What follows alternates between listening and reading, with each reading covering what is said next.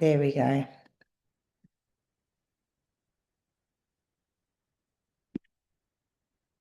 So that's recording now.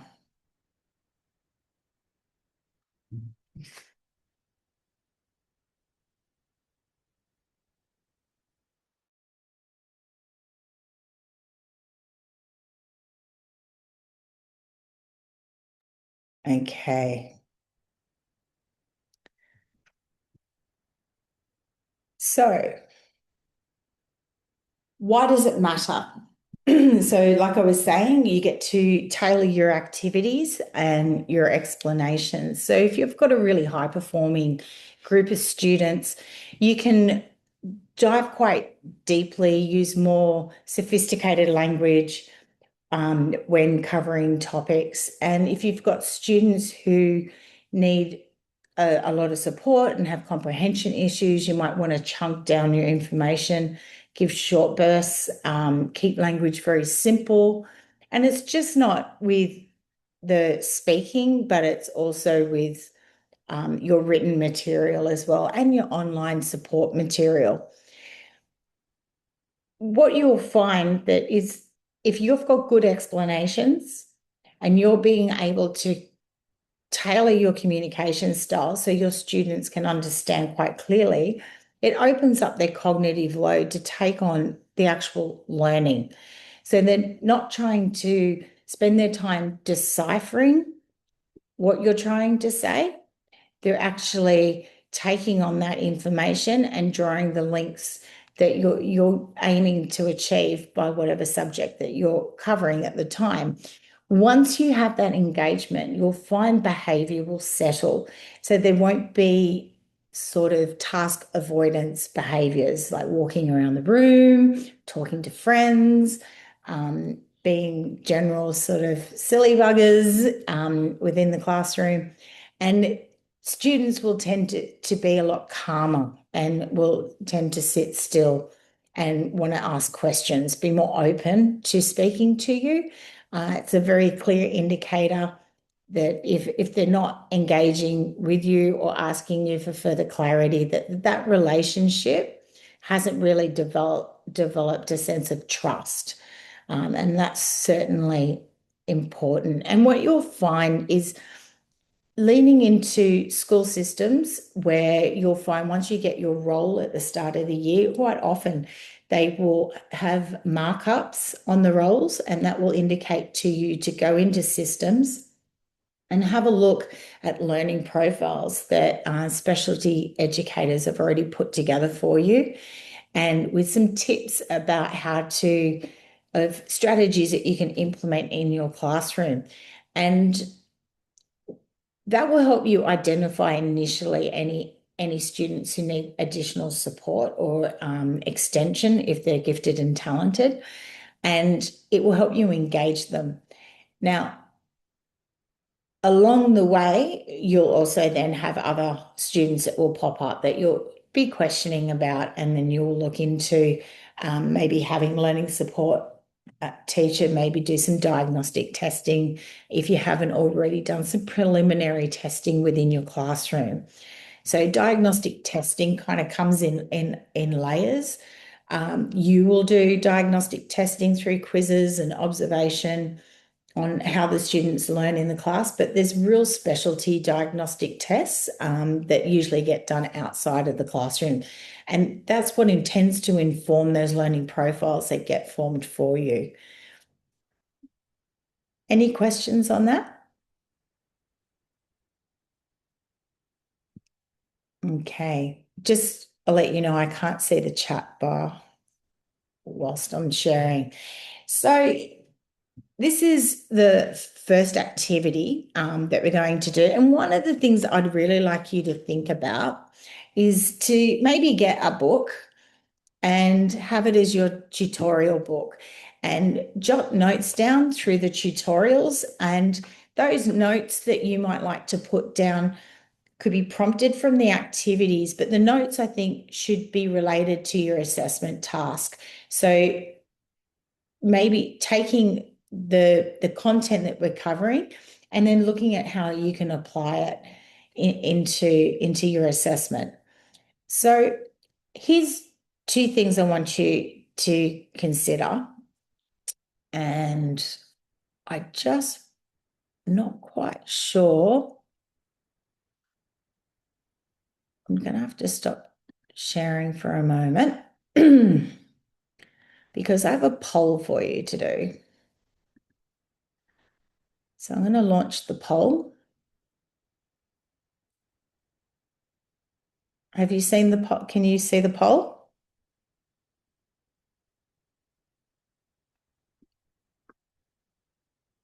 It's a question, I believe. Yeah, excellent. So just if I could get just quick, just everyone sort of like pop in, just maybe a couple of short responses on some of the information that you would find valuable. And if you have been on a placement, maybe some of the information that you were given on that placement that you found was really valuable, especially if it came to you after you commenced teaching a class and that you were feeling that you weren't kind of achieving what you needed to. And then maybe it was revealed to you after you'd started that maybe there were a few issues in the room, and that maybe gave you some clarity about how you were going to move forward. So just pop your answer in there.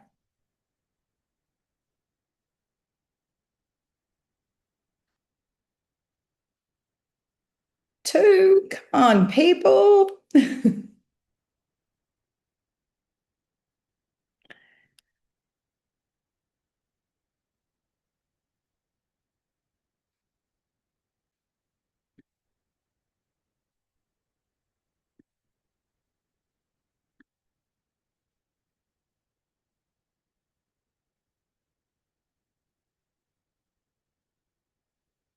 Jacinta, can you see the poll now?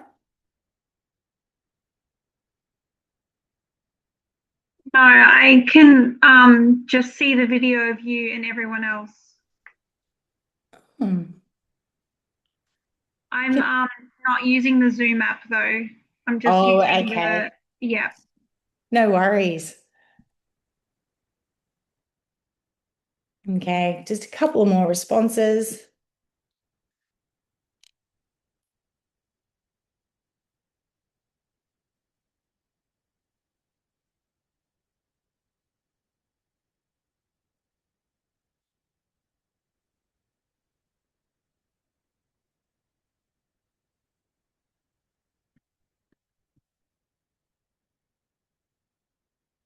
Now, let's see if I can see your answers. Just going to end that.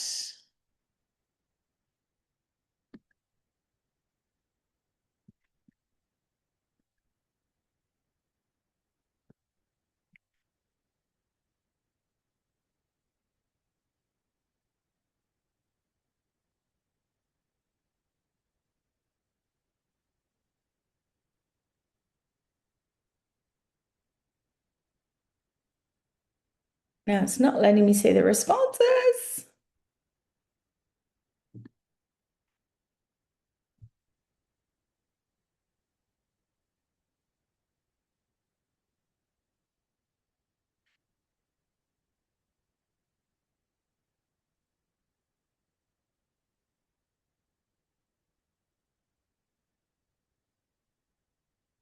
Can you see the results?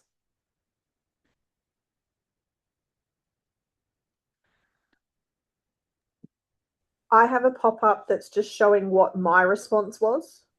You can't see anyone else's? No. Oh, that's a shame. I hadn't used polls before. I was hoping it was going to keep sending me off to somewhere else. Well, that was a complete fail. So there you go, technology and presenting. So then what I might get you to do is, would anyone like to share?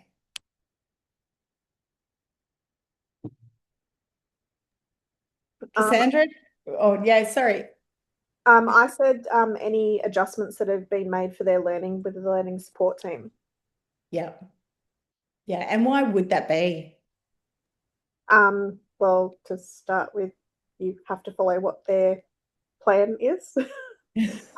But also it will potentially make it a lot easier to start delivering information to the students. Yeah, absolutely. Yeah, I had Oh, the sorry, similar Cassandra. Yeah. thing. No, you're right. Yeah, I had any like current strategies or implementations to know. But then to know about the student interests or how they believe they learn best as well is always interesting. And why do you think that could be important to know? How would that help you? Because it gives me an idea of sort of them as individuals as well. And, we all have an idea of how we think we learn best. So you could adapt a couple of those strategies so you could be able to observe whether they are, learning. You find that that improves their learning in that space. So, if others say more visual or they find it hard to grasp lots of words and prefer, some pictures on the screen or something like that. They're like slight adaptations that you could use that make a big difference to Yeah, those kids. Yeah. absolutely. Halima.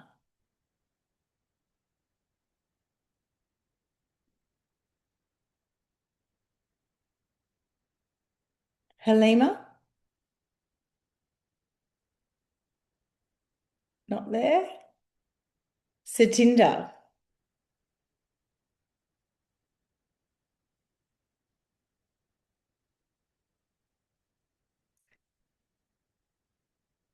Nope. Hira?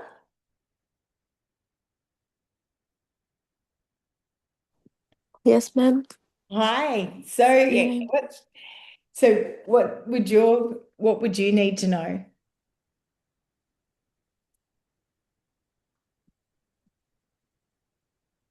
What information about students would be most valuable to you in your first 2 weeks?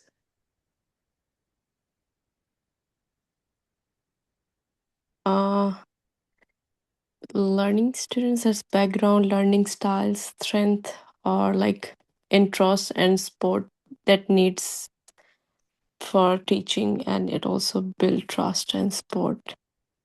Yeah, it does. It Yeah. builds trust. Excellent. So, Ajit?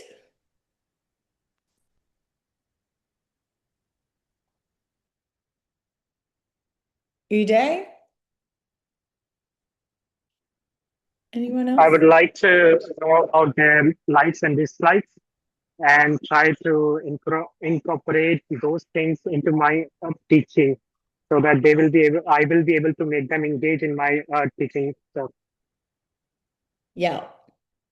Yeah, they're good points there. And they make a big difference in how students respond to you when they feel like you care about them as well. And that's really important. So here's some responses. So language background is really, I think, incredibly important as well. And I remember having a student that hid the fact that they were translating everything. But the second I found out they were translating, I was able to turn around and better prepare my materials for digital translators. So, because he needed to translate into Mandarin, sometimes it wasn't like Google Translate or the translators online would lose some of the intent or the meaning. So I was able to grab a friend of mine and say, can you have a look at this translation and does anything need to change? And I also made the language a lot simpler. So those translate, it was less ambiguous for the translators when those digital things were changed over. And that made a huge difference, and especially with his relationship with me, because he opened up and then he wasn't being self-conscious. He was able to speak quite freely to me, and very quickly turned around and was able to go, you need to stop, I don't understand. Or one of the biggest things for him was the cognitive load on him, on how much like he needed to have a rest from trying to translate all the time. So interests and hobbies, that creates, again, that's that personal connection. And it also helps you create analogies when you're teaching. So like I teach all boys. So I've become pretty au fait with like using football references as well. And things like social emotional well-being. And not all schools are privy to having like a pastoral care system, but there's usually someone in a school, whether it's a homeroom teacher, housemaster, or some pastoral person, who can sometimes give you a little bit more light on what's happening at home. And these are some of the stresses, whether kids are getting bullied at school, that can impact their mood, and their mood impacts their learning.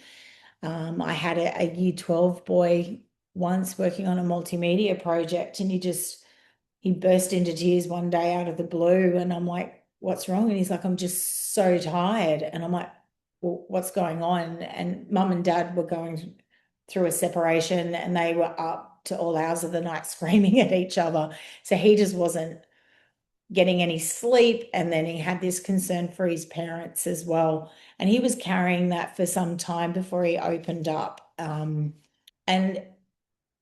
at the time I was working in a school that had a really good pastoral system, but he hadn't confided in anybody. So that was the first time that came into play. So I was able to report that to his housemaster, who then passed that on to his other teachers. And then he was given like extensions and was given a little bit of space and time to complete things.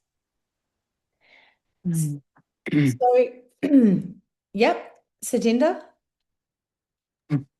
Sorry, ma'am, I was cut, so I reconnected now. You were talking to me, I thought. Oh, that's okay. Well, we're just looking for things that were important that you'd feel that you'd need to know in the first 2 weeks of teaching. So, and then, so Yeah, I did the poll. I two things that came into my mind, I wrote them. I think I'm not sure if you read them or no. yeah, what are they? Level of achievement Yeah. and how they learn, or like what they like. Yes, absolutely. How the level achievement is really important as well, because that impacts, because if you look at the whole school system, it's kind of scaffolded. So every year that passes, it's about building on knowledge. So when you know what your students are coming from and where they're at, their standard, then you're able to lift them straight out of the gate at the start of a new year. Yeah. So, and the other thing, like you, quite a few of you mentioned things like interests and sports. And if you're teaching technology, it's those interests can also shape maybe projects that you're going to build as well. And even if, like, I know when I was teaching mathematics, we'd do practical assignments, and kids were just starting at the time, were just starting to want to have mobile phones. So we did a whole mathematical project based around comparing phone plans. So, and that was an interest at the time. So it certainly shapes how you teach. And it's not always done through conversations. It's done through observation. You can do quiet surveys. There's a quiz that sometimes I've used with year 11s. because I find year 11 are a little bit more mature about understanding what they like as a learner, because they're starting to take their education very seriously. And you can do what's my learning style quizzes, and there's plenty of them. If you like, just jump onto Google and go, what's my learning style? You'll find some nice online quizzes that you can see if they are like a visual, spatial, or oral learner.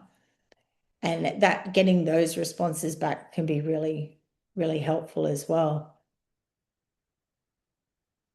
Now, for the next activity, and I have a bad feeling about this because when I hit share my audio, it said I had to download something, which it didn't when I practiced this earlier today. So this is a video that is in the module, and there's three key things that I really want you to have a look at, okay? So I want you to just on a piece of paper or in your notebook, I just want you to write down a couple of strategies that you pick up in this video and what this particular teacher finds out about her students and how she's going to be using that in her planning. So let's, fingers crossed. All right. And good morning, everybody. Good morning, Mr. Carter. I'm going to pause. Can you hear that? Yeah, we can. Yeah, we can hear that. Fantastic. Very nice. Okay, first of all, let's see who's here. I went in for the first week and just got to know the children. Did a lot of one-on-one activities with them, diagnostic tasks, but more just socially sitting and talking with them, so they learnt to trust me and they were relaxed around me as well. I think that was really important. I have a child with English as a second language, and he's just come back into Australia, so he's just picking up English now, speaks Mandarin at home. And then I have a child with special autism, and there are a couple that are yet to be diagnosed with it. So I have a range of students in my classroom that I have to cater for. We need to all sit down with our arms crossed and legs crossed. Hallie, on your bottom. Good girl. Yes. I find that I need to work a lot one-on-one with both my ESL and my special needs children, and what will work one day won't necessarily work the next day. It's a lot of different things that I have to do with them, but I find just talking to them, taking notes each day, what worked, what didn't work, and then I can take that on to the next day. Very good. Now, which is the last house, Carter? Very good. With my special needs student, one of the strategies that I'm using is a lot of visual aids. So most of the stuff that I do with her is visual aids. We have a little booklet. She sticks on what she wants, what she's going to do. She comes in each morning and we do that, and then we have a visual timetable set up. And that actually works as well with the ESL children. A lot of the time they don't quite understand what I'm saying, and that's when they will get quite frustrated and where the behaviour issue comes out. So a lot of the time I use the visual aid with him as well. We need to find out who the characters in the story are. So who had a face, eyes and a mouth? Remember, Ruben, they don't have to have a nose, and I've been taking notes every day on them. My first day in the class, and as I've only been in there a couple of weeks now, I came in, did a lot of diagnostic tasks with them, just name writing, cutting samples, just so I can see myself where they're up to instead of taking, word from the previous teacher. So a lot of my own assessments, so then I can start my planning for the rest of the semester. I will assess what worked one day, take notes on what did work, what didn't work, but I won't necessarily rule out what didn't work, because one day it might not work, the next day might be fantastic. So I just take a lot of notes, anecdotal notes each day, and go with that, just assess what I'm going to do the next day with them. Just little things like Integris, reporting, they're things that you don't learn at uni and don't even really talk about at uni. So you come in and it's really, wow, it's an eye-opener. They're good, and you pick it up and everyone's so helpful. Okay, Wyatt, where are you going next?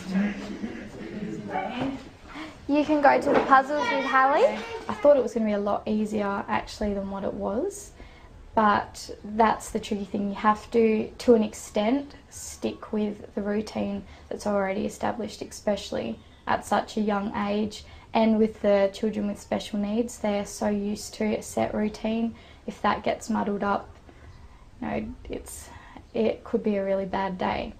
So I've just gone in, changed little things at a time instead of all at once, because I did do that last week and I noticed they just all came in and eyes, hands were everywhere. Eric,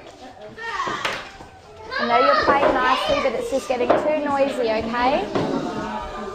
We're going to swap over in 5 minutes, okay?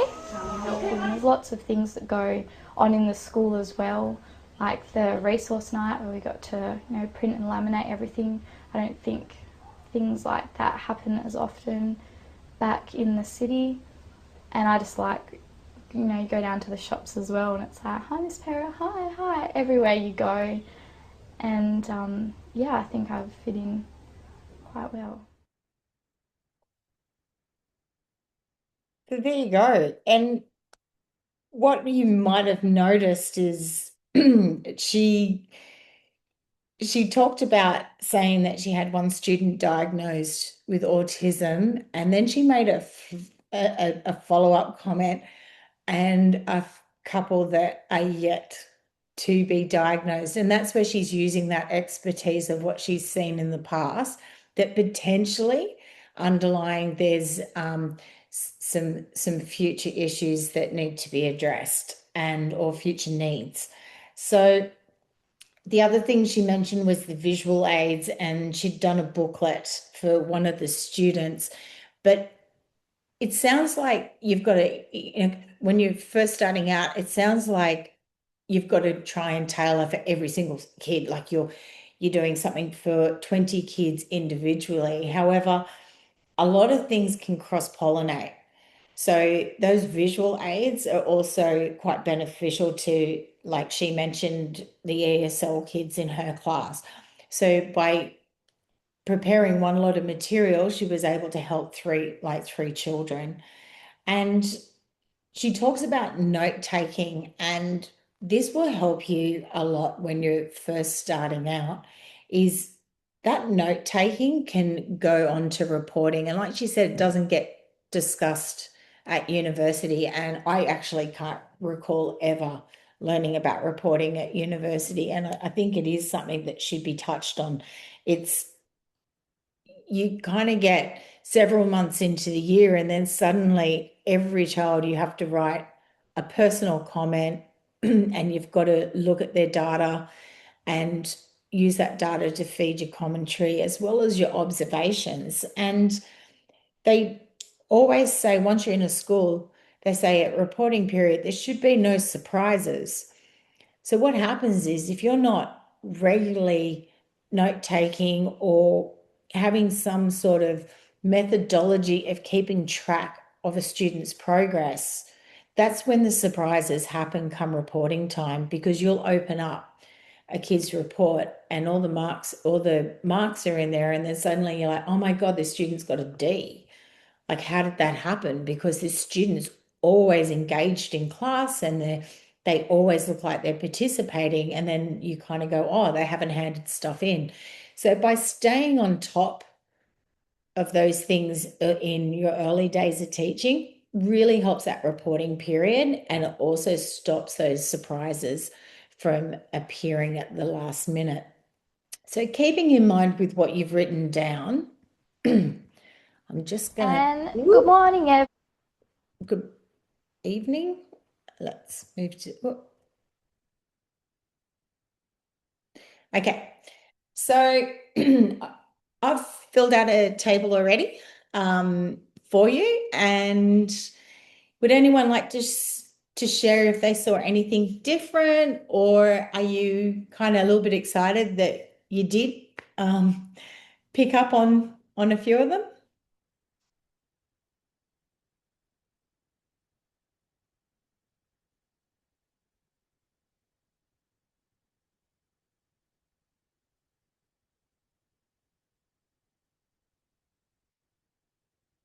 Is there anything there that you didn't see?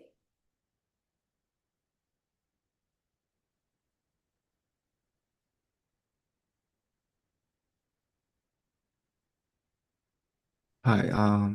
I guess one thing that really touches me was that the teacher said she didn't want to just judge a student based on the previous teacher's comments and things. That shows she really cares about her students, and that's the way that they build trust and relationships that works well in this classroom and can engage the students more, I think. Absolutely. Absolutely. In her language, you could hear that, definitely. Is there anything anybody else would like to add? So if we look at this in terms of high impact strategies, is there anything that you could can you relate it to those high impact strategies, like any of these tasks?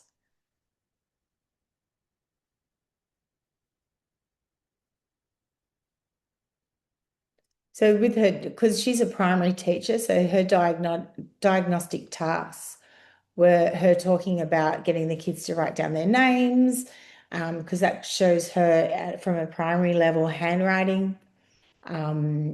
It's very important in junior school that they can spell their own name. And I know you think that might be far-fetched, but I can tell you I was marking papers at a high school level, and I looked at the top of the exam and I went, oh, I've been spelling this kid's name wrong. And he's never corrected me. And I felt really bad because I'm a big believer. You've got to get people's names right because it's their name and it creates that connection. And I looked it up on the system, and I can tell you the student had misspelled their own name. And I didn't ever, and I think I was a good 10 years into teaching before I'd seen it. And I honestly didn't think that could happen. But what that suddenly showed to me was there was a whole lot of people that came before me that weren't observant at some point, because he had nothing on the system saying he needed learning support or had any problems with his reading or writing.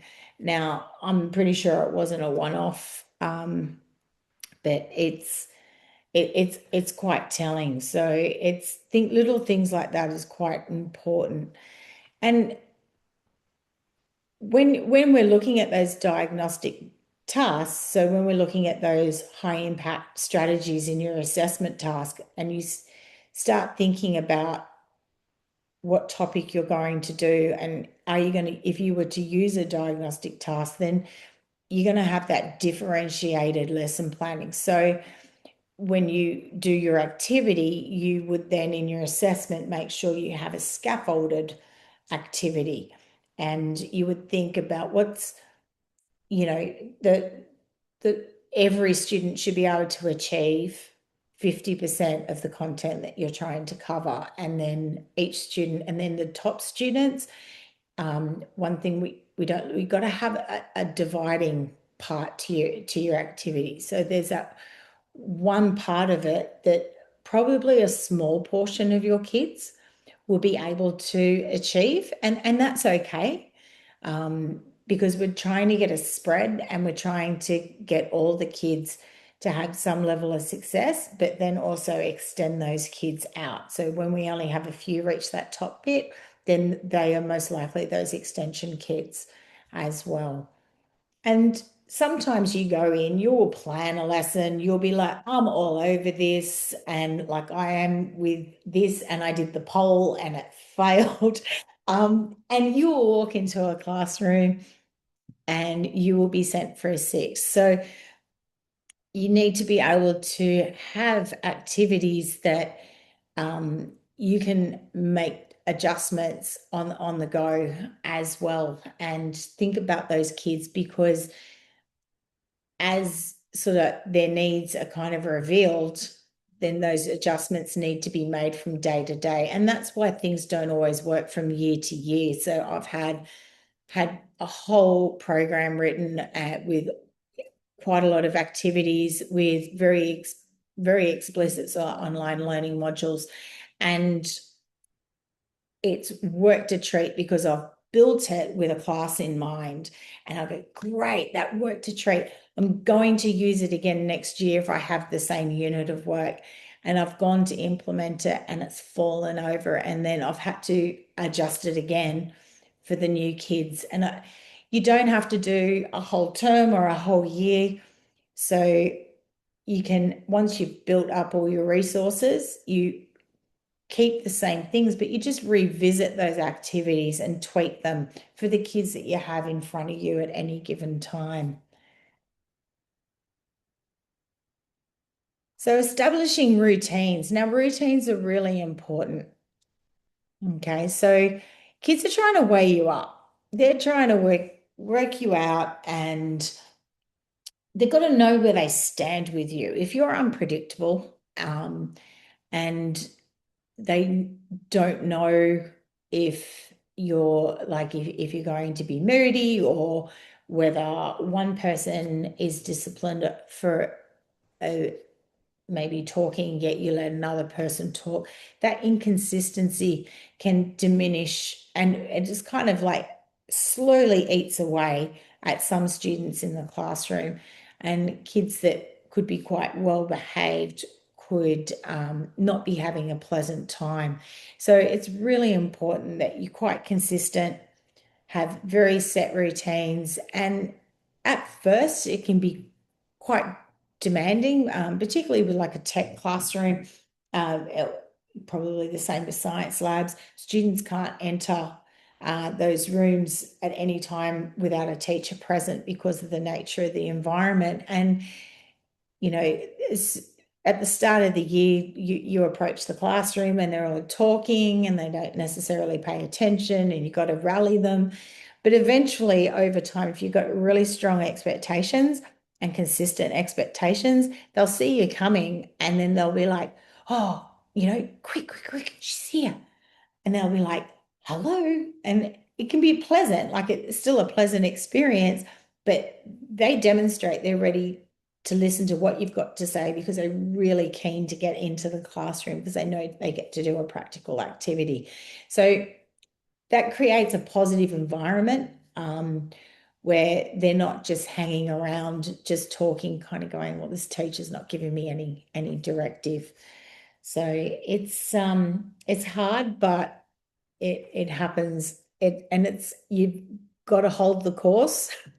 Yes has got to mean yes. You've got to follow through if you promise something. And if you say no, you say no for the same reason to every student. And if you say no, make sure that you're explaining why, and so that the kids understand that you're not a dream killer or a misery guts, that you actually genuinely, there might be good reason why you might have to have a bit of a no conversation with them, particularly in tech when kids start designing their own projects. There's a lot of no's, and that's a really uncomfortable kind of interaction with students initially, and but very much so, particularly with year 11 and 12, it's generally framed about the expectations. You're not wanting them to be putting too much pressure on themselves or having projects that are too large, too demanding, or maybe just exceeding their range of skills.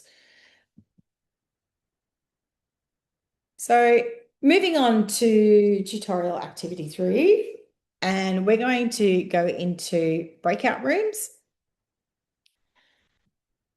And what we're going to do is I want you to talk about whether if you're already in a school, if you've been in a school, or even just reflecting on your own learning when you were at school, particularly if you have come maybe like because you guys come from different states and maybe you might have attended different types of schools, so public schools, religious schools, independent schools, private schools, or you might have even had your education overseas. So it'd be really interesting to share that information with each other.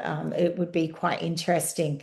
And then just down in your notebook, just put in your little bit of a description down, take notes, and then we're going to we'll come back and we'll share. And what I want you to do, there's 3 guiding questions, okay? So drawing on your readings for the week, I'd love it if you could not just have an open-ended sort of this is what I want to do, but I'd like you to try and back it. And so engagement, behavior, and then inclusion. So those 3 areas are really important. And they're also 3 very trying areas in a classroom. So it would be good to do that. So I am, for some reason, it won't let me share and put you into breakout rooms. So what I'll do, I will copy the activity and I'm going to put it in the chat. And then I'll drop you into breakout room. So once you get into your breakout room, can I get you to put your videos on and make sure that you're interacting with each other? Because that will help you get to know each other as well. So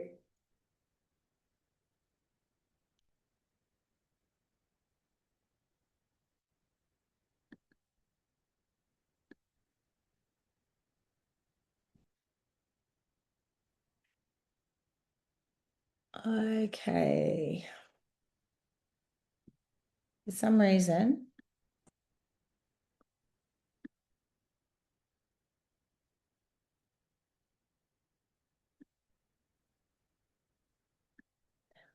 it's not letting me do a breakout room.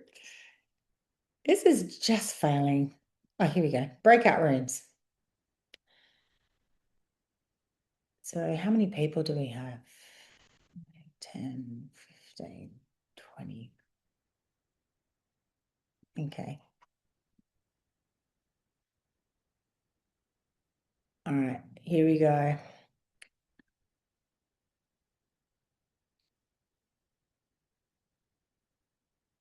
So can you all see the rooms that you've been allocated?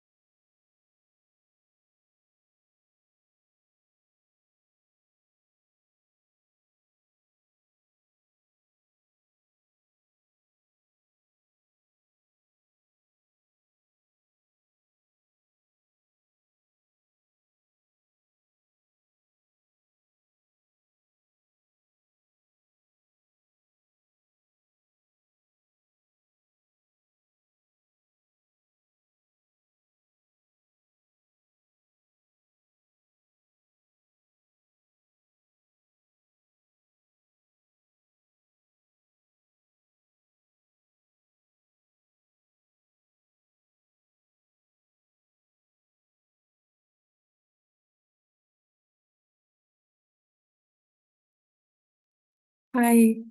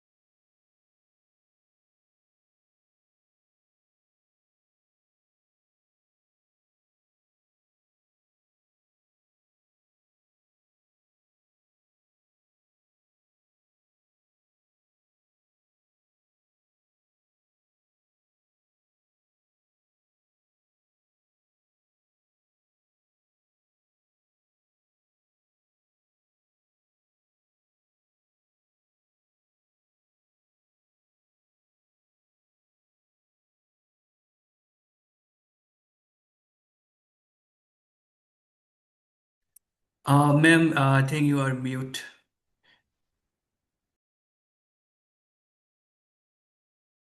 Won't let me see.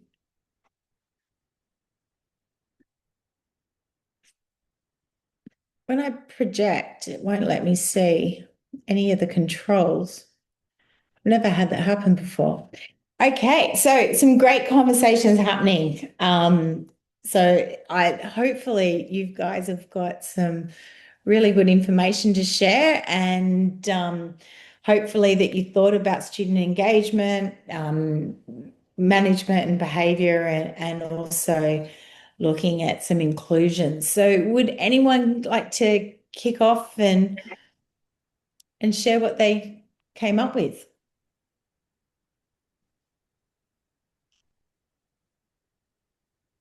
I can. Oh, yeah. No, you can go ahead. That's okay. Oh, I can start for my group since Natasha is not here. So, that's her part. So she said like, so how do we support the routine? So students know exactly what they expect from their teacher. And so this eventually becomes like a second nature for the students. And so the teacher is able to, so how that happens is like the, sorry, I'm blacking out of it. So the effect of this is like the teacher is able to get straight to the teaching without like constantly having to tell the students what to do. So this becomes a routine. This could be like a quiz to start so that like if the students are some students are late, the rest of the class is not sitting free. And so it could be like you tell students like where they should place their bags, where their books should be, where the devices should be.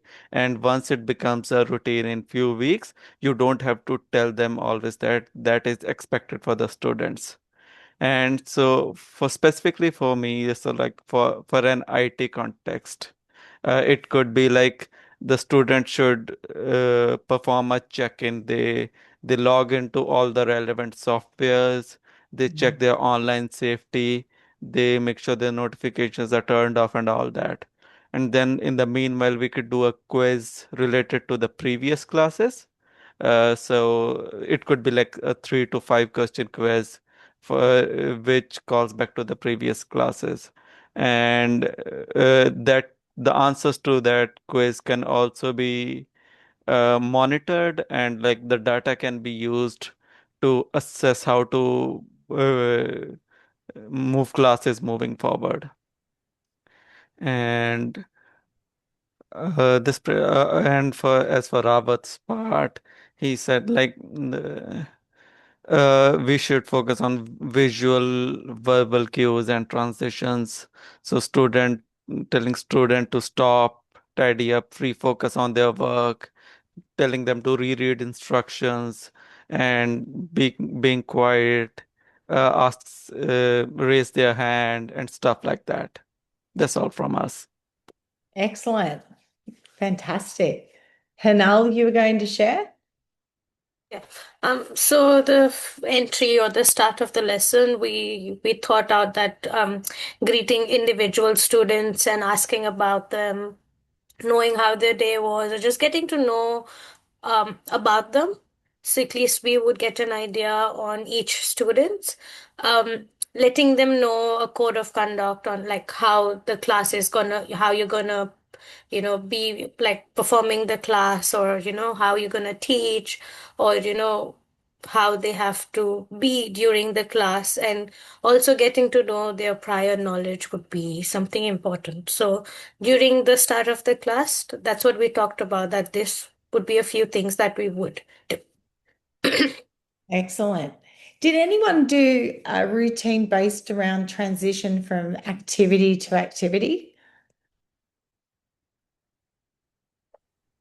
Yeah, our group, we sort of talked about even simple things like having a timer, a visual timer on the board that counts down, so that the students know, at what time they need to transition to the next activity. And, when you're explaining how those transitions are working, making sure that you say, you're going to, clockwise or something like that, so they're not all just clustering around.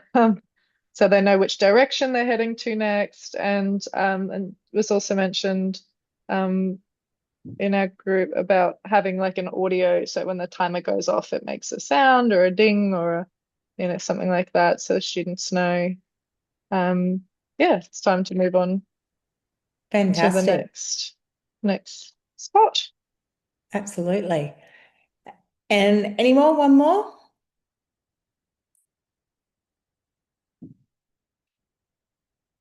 No? Oh, Jacinta, I've lost your audio. Oh no. Oh, Can I you got hear me you now. now? Yeah. Another thing we spoke about was just setting up those routines before students actually come into the classrooms. So in a lot of technology classrooms, there's a lot of safety things to consider within the classroom. So actually like creating that routine that students know that they should be waiting outside the classroom before they enter, whether that's dividing up into lines and things like that and waiting to be asked by the teacher to enter the classroom. And then just having those set routines and expectations so at the start of the lesson. Like I said, for a food technology class, you'd like your students to already come in knowing they've got to collect an apron, wash their hands and wait at the front. Rather than, just coming in and chit-chatting with their friends. They already know the expectations, which saves you time in the end as well, because these things have to happen anyway. So, and one thing you will notice, time is so precious. Like you have, particularly in an IT environment and also in a technology workshop and food tech, it's by the time you get them in the room, get the role, do a setup, you've lost 10 minutes easily of a 50-minute lesson if you're lucky to have 50 minutes. Then you've got to make sure it's the pack down as well. So you've then got to start shutting things down, cleaning up, packing up, get your message out for the following lesson before you dismiss them. So there's another 10 minutes as well. So you're down to 30 minutes of actual quality learning time. So time is so precious and routines just help you grab every minute back. So yeah, it's super important and they change all the time. Gaining attention is really hard in a timber workshop or a metal workshop. It's incredibly loud environment. So usually I can tend to do it like a little bit of I'll walk around the room to go, you've got 60 seconds to like make your way over to this space, and then I kind of have to go around and do that, or I tell a student and then I have them do like the whispers around the room where they pass the message along. But yeah, getting time back is absolutely key. So that sounds really good that you guys have shared that. Did anyone share from their experience of routines they experienced from like a unique learning environment or something that would be out of the norm for everyone? No? Okay. All right. So classroom environments. So this is a 2-minute activity.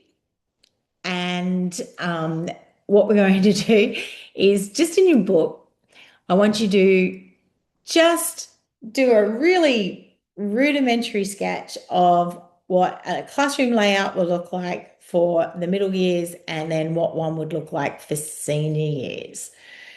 So yeah, nothing that you can use dots or just think about like placement of tables or where the teacher is or where the focus point in the room is. So just jot that down. And then on the next screen, I'm going to put up what I'm going to predict you might have come up with. Unless you've already learned about this in some detail. And then just whilst you do that, think about how it supports learning, behavior, and inclusion.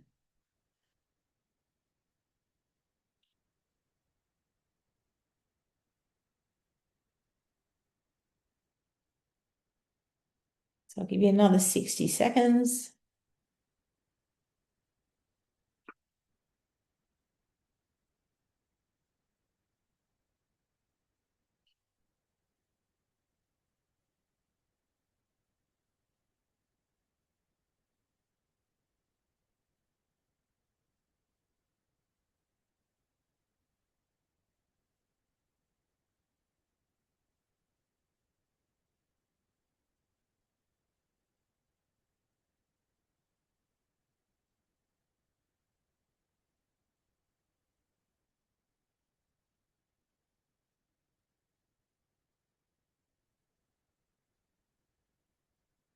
Okay.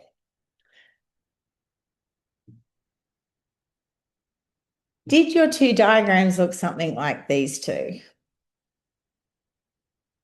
No. Oh, Natasha, that's your, but you wouldn't.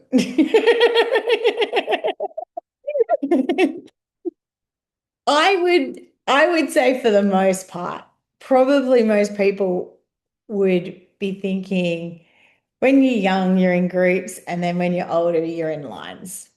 I think this is sort of like the go-to. And when you're in high school, you're changing rooms all the time. So in primary school, you have ownership over a space, and then you get to design it any way you wish. When you're in senior schools, you're told where you're going. So you're the one who's moving around all the time. And it's quite often you'll walk in and it looks exactly like the second diagram. You do not have to do either of these if you don't want to. And part of your routines that you can have is that kids can come in and move the tables and meet. It doesn't take very long, but just move the furniture just to suit how you prefer to have the room laid out. I know I particularly like a U because people can't hide up the back of the classroom. So I like the U because I can walk around, I can have discussions in the classroom so everyone can participate in that discussion. And because we do a lot of, like, if I'm in a classroom, we're generally doing drawing activities or just sort of like paper modeling. So I can walk around, hand out resources, and also help people out quite quickly without having to navigate rows. So there is no magic layout. It can be very much task orientated. So, like I said, I like my kids to be in a U because I like a very chatty environment. I think a noisy classroom is a learning classroom. I like to listen to what's being said, not the volume. And I think it also makes you as the teacher highly visible, and you can do your very subtle nonverbal behavioral management. So you can orientate yourself. If there's any conversation, you can orientate yourself towards where that might be happening, and that will quieten it down without you having to say anything. I think when students start asking questions, they're more likely to actually answer each other's questions rather than being me, the vessel of all knowledge. They actually all step up to the plate. And it's very quick to go, okay, now we're going to be working in fours, that the kids just pick their table up and they just plonk it down, and then next minute they're in like groups of four with their tables. So it should be fluid. And I think particularly with computing labs, like teaching multimedia, again, there's still a U, but generally the kids will be facing to the wall. So all their screens are visible. So they'll be on the kids will be sitting on the inside of the U. And then so they turn their chairs, they listen to instruction, and then they turn around and then work on their computers. And at any given time, I can see what's happening on those computer screens. And again, just working in rows means the kids up the back, they're probably off task, or directing as you walk down the center of the classroom. They'll be very good at shifting their computer screens so you can't get a glance at it down the row. So there's a lot there. So did anyone have anything a little bit more interesting with their layout? Come on, Natasha. So the two textiles rooms I've been in, the machines have all been set up in that U situation around the outside of the classroom, but then you would have tables in the center of the room, usually as like 2 groups or 3 groups of tables. However, in my current classroom, because some of the year 7s liked to muck around and be silly, we were trialing having those tables in rows, which completely threw every other grade for a spin. They were all like, what the hell?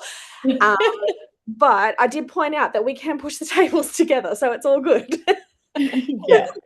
As long as they're back to rows when we come back in, we're Absolutely. But yeah, so that's the usual one. And then we're lucky with the current room I'm in where we actually have 2 storerooms. So we've got one area that's set aside completely for the seniors so that no one can get in and touch any of their work. Oh, nice. Yeah, that's always an advantage. Yeah. Again, that's maximizing time. So there's not that setting up, pulling down all the time. Yeah. So they've just got their little tub that they put their work in, and then they can throw it out the back and not have to worry about, sticky fingers getting into it. Yes, that happens quite a bit. So excellent. Okay, so we're going to move on to talking about data. So getting to know our students. So we've kind of looked at behaviorals, we've looked at underlying factors that contribute to students' behaviors and their engagement and their learning. And then now we're going to actually start looking at data. So we've got the kids moving, we've got them into activities, and along comes NAPLAN. Okay, so, but it's just not NAPLAN, it's also all the data that you're going to be drawing out throughout the year. And you can do this on a multi-layered level. I get a bit ridiculous. If I've got a class that I'm feeling uncertain of, I will map the data off exams. If they do an exam or any of their assessments. So if they do a 3-part assessment, I actually write down the mark for each section separately, as well as their total. And the reason I keep that separated is because I can see if an individual student struggled with one part, which means there's a concept that they didn't understand. But sometimes if you're looking at year 11 and 12 and you've got year 11 sitting their first half yearly, and you go through and you go, hang on, the bulk of the class didn't do very well on section 3, which is an extended response. There's 2 things happening there. Either they don't understand how to read and structure an extended response, or they actually don't understand the content. And quite often you find that, the more I started to analyze it in my early years of teaching, I realized kids can't read questions. They don't understand the verb. They go, I don't know what to do. And it's like, you do know what to do. It asks you to describe something. It's asking you to give me characteristics and features. And the more I've started to explicitly teach kids that from year 7 through to year 12, the results of my students in exam and assessments has improved greatly, because no one ever taught them what that language was to mean, because everyone was so content focused. So the subject matter, it was all about the subject matter. And then I throw them a question, but never taught them how to read a question and how to structure that response. So doing HSC marking, you see a lot of HSC students in New South Wales literally just, you can pull out the question, like the topic, say sustainability, and they will give you absolutely everything they know on sustainability, but they might not have explained if that was the verb, and then there might have been the impact on the industry. So they talk about sustainability, but they don't address an impact. So doing that to get to know your students is really, really helpful. Well, I certainly find it very helpful. One of the other things that is really good to start looking into is NAPLAN data, and particularly with your students. And what I've noticed is because I've always been in all boys schools, it could be very different. It might be at a different period for girls, but in boys schools, their growth, they've got this great growth right through to year 7, and then year 9, their language drops considerably. And it's actually not a lost cause, and it's not a failure to the students, because you then look at the HSC data. So I always take it one step further and compare their growth on their HSC results. And it aligns with the developmental growth of a teenage boy and where they're at in year 9. And if you spend any amount of time in a boys' school, you have these amazing, articulate, beautiful, engaging kids for 2 years, and then they vanish, and then they re-emerge back in year 11 and 12. And Steve Bidoff, who's a fabulous author and researcher, covers it in great detail. But there is that impact of their development on their learning. So it's good to know, and it's good to understand, and it's good to read it. But at the same time, if you sat there and just looked at the data in isolation without any context, if you're at a boys' school and you just saw how poorly they performed in year 9, you'd be heartbroken. But when you start putting some context around it, what you really are looking for is less of a dip. Like ideally, you'd like just perfect growth, but it's not going to happen. But if that dip isn't dramatic, then you're winning and you're doing the right thing with those kids. So here's what NAPLAN looks like. This is what parents get, and we're just going to have a quick look at this video, and then we're going to do a little activity with it. So I'm really mindful of time. So part of your HIT strategy and your assessment, you can look at how maybe you could do any sort of information gathering as well. But yeah, NAPLAN's interesting to kind of draw out, extrapolate some information.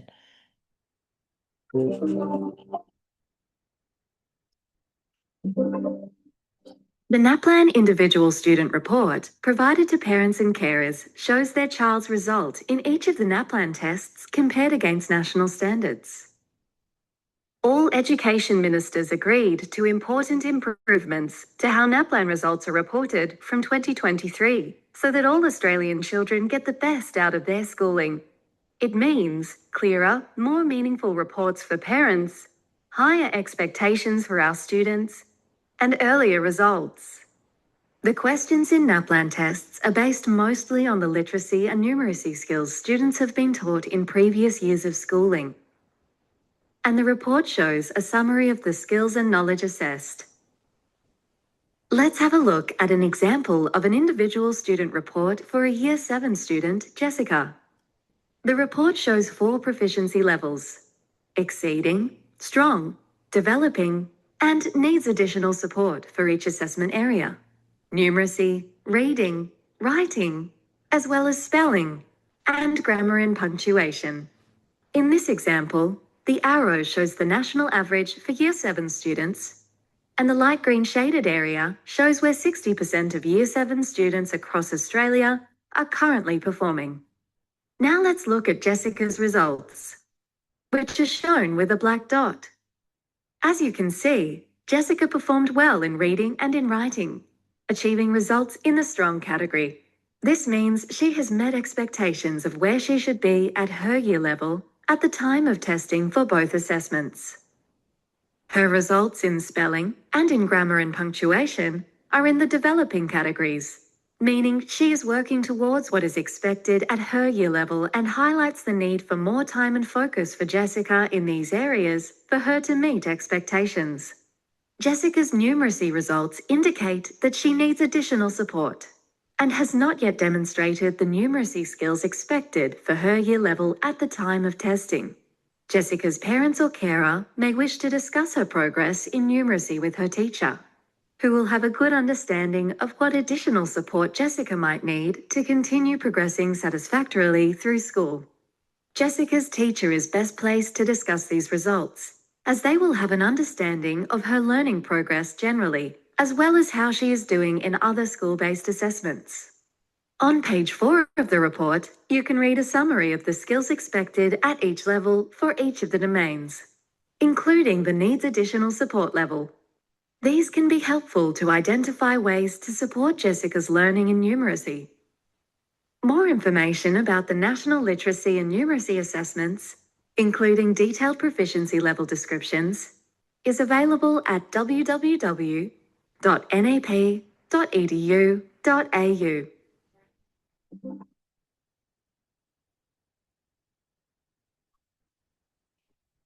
So I don't know if I think there's a couple of you who actually do maths on with the maths NAPLAN, you will find there's actually quite a bit of reading. So if you ever at a school or get your hands on a couple of NAPLAN examinations and have a look at them, and that will help give you a little bit of perspective of I quite often look at the numeracy results, and my first thing is looking at a student's reading and writing ability, because I think there is a direct relationship to some extent, and then you've also got to break it down further and kind of go, okay, well, calculator skills, non-calculator skills. So is that person having problems extrapolating out the numbers and the intentions of the mathematical questions, or because of the language, or do they actually have an issue with working out how to add up and multiply their numbers as well? So I've lost my mouse. No, go away. Okay, so here's a link I'm going to put in the chat. So we're going to have a look. I'll grab the link. So all of these videos and links and resources are actually on your module 2. Now, here's a link, and if you click on that link, it's going to open up a report. Okay, so this is the report it will open. And this is the student data that we're going to be looking at.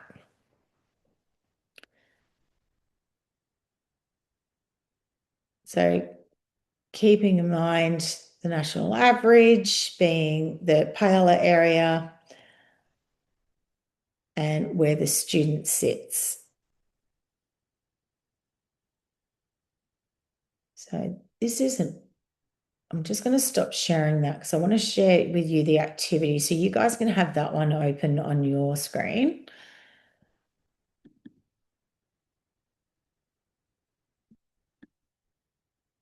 So what we're just going to do whilst you're looking at that, I want you to look at it as a diagnostic tool. So when you're looking at those results, start looking for the gap. Where's the gap? How could it be improved? What's missing?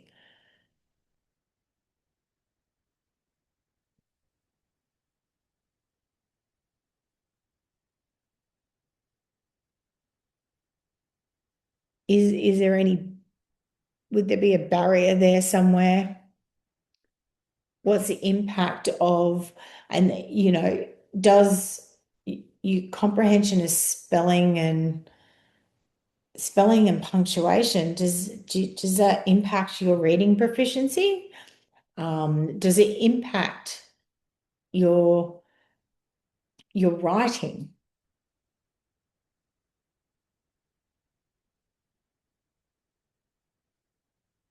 Because if we misplace certain punctuation, it can certainly impact the meaning of something.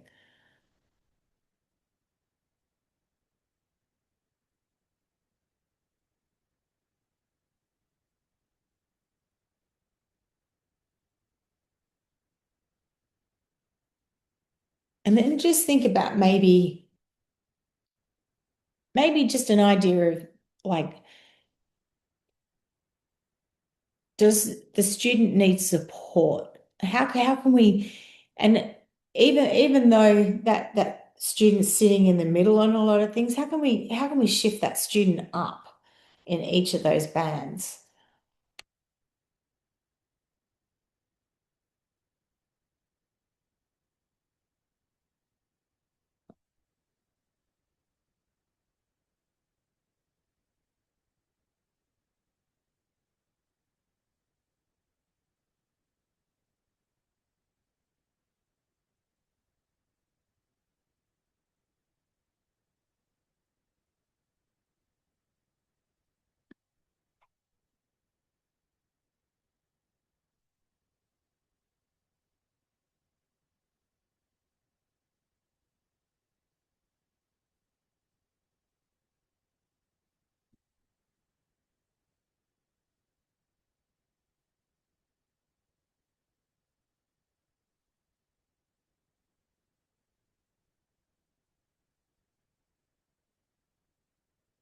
Has anyone got some suggestions here?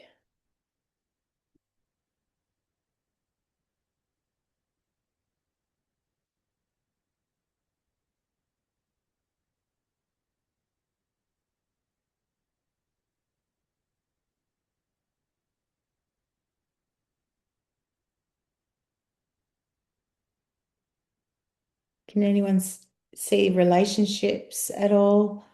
Even if you just are perceiving them, it doesn't have to, like, even if you don't feel that there's a right or wrong, but are you seeing a pattern that your gut instinct feels there's relationships?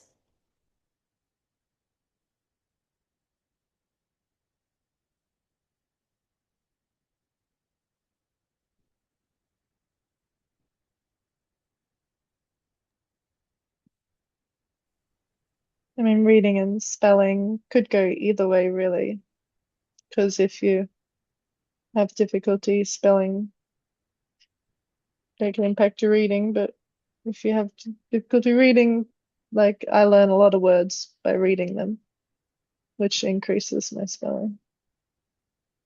So those two could be interchangeable depending on the student. But I think, they sit in, visually, they sit in the same kind of area. Yep. Absolutely. And it's something to consider. And if this is one of your students, you would know, sort of from your observations, you can then add to that story. Like, so you will know to the extent is this how poor their spelling could be. And yeah, absolutely. That the spelling impacts the writing, and then the writing impacts the spelling. And then if you can't get the spelling right, then you might misinterpret what words are, or not understanding the meaning of words. So yeah, absolutely. There's a relationship there.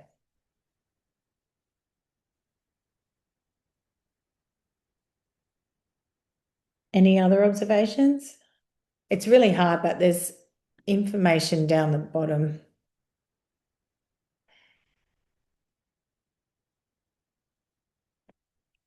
So this is what they were required.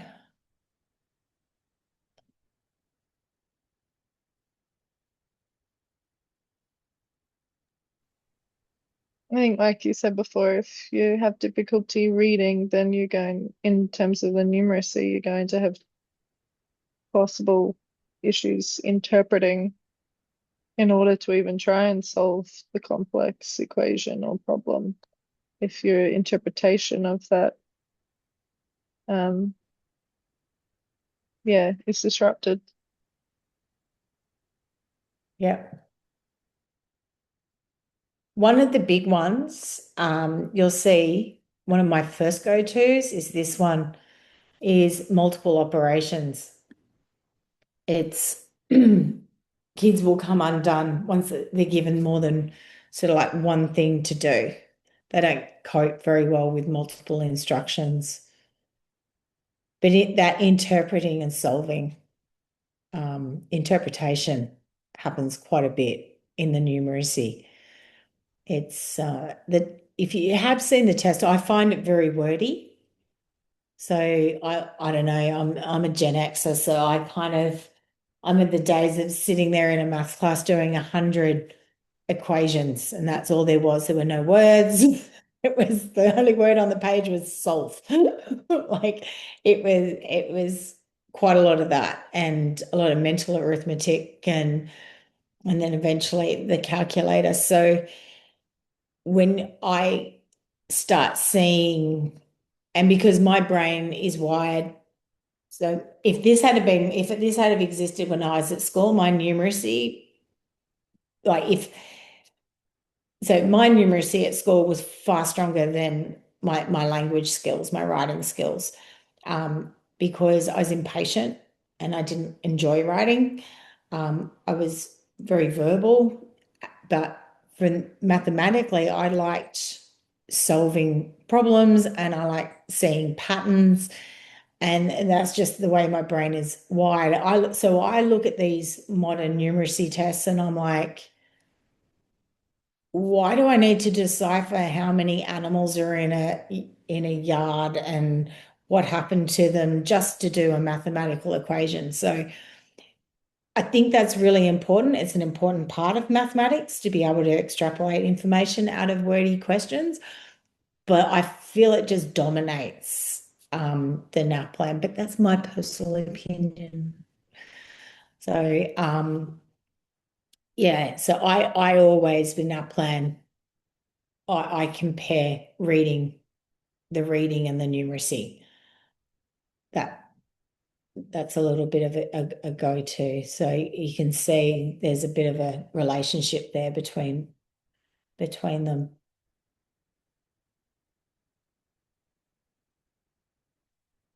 So yeah, it's it can be helpful, and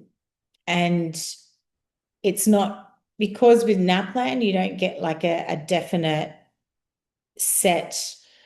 You don't actually get the set results.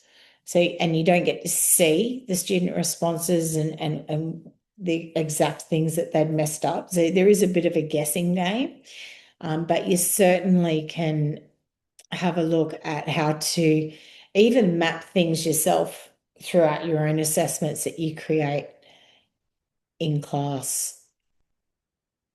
Now I'm just going to go back because we're running out of time.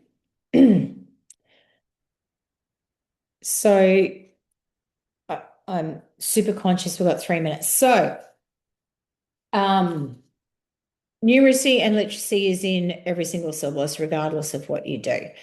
And before the new syllabuses all came out, if you can get your hands on a really old syllabus, And it's really worthwhile because it explicitly used to say literacy and numeracy activities in there.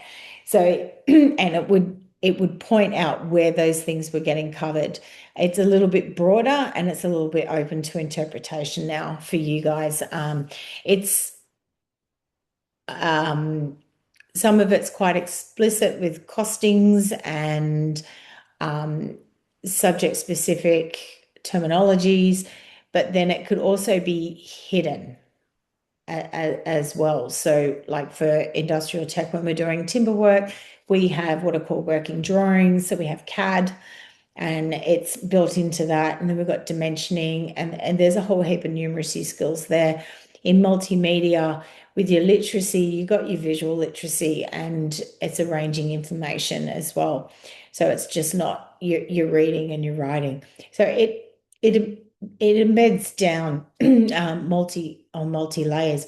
So I did have this last activity for you, but I was prepared. So what I was going to get you to do was to identify some outcomes. So this is starting to lead into possibly an activity that you could use a HIT strategy for in your assessment task. So you could maybe shape a task around literacy and numeracy.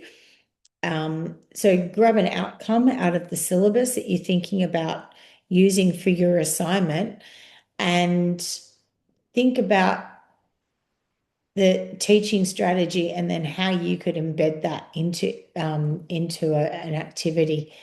It's also, and yeah, thinking about how would you support those kids at the lower end, and then how are you going to extend those kids at the higher end, and then how do you support them through instructions? And if we go back to that initial video, and the teacher was talking about one-on-one time, and that's great, but sometimes certain activities don't permit you to have one-on-one time. So you do need to have an activity, it's structure an activity where it is sort of like multi-layered and multi-dimensional. So everybody can get on task very quickly. So you can then start building that scaffolding that in at the task to then have the more advanced students keep working beyond their just sort of regular capabilities. So that I just got to the finish line. I flagged a bit too much. So hopefully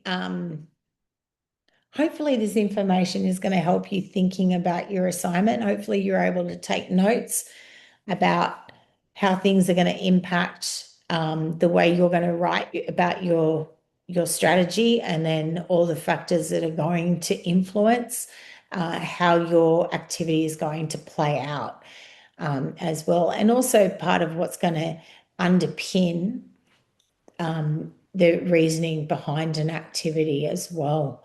So is there any questions from anyone? No? You're going to get Hello, stuck. hello, ma'am. Hi. Hello. Yeah, how are you, ma'am? Good. I have one question just for the assignment. So Mhm. as I see that we have write from ourselves, but in the online checker I can see that I have some detected some AI. So in this assessment, how can we overcome that one? Like, Say that again. So so what are you whenever trying I to writing overcome? something, yeah, Yep. whenever writing something from myself, but we need some references from like syllabus or something. Yep. So we're getting some AI detected because for the formal language. So Yep. is this problem if I submit it with that? No, I don't think so. But just make sure you've got the relevant state syllabus, and then relate it to what you'd be teaching, qualified to be teaching in high schools. And then and just slowly start building it.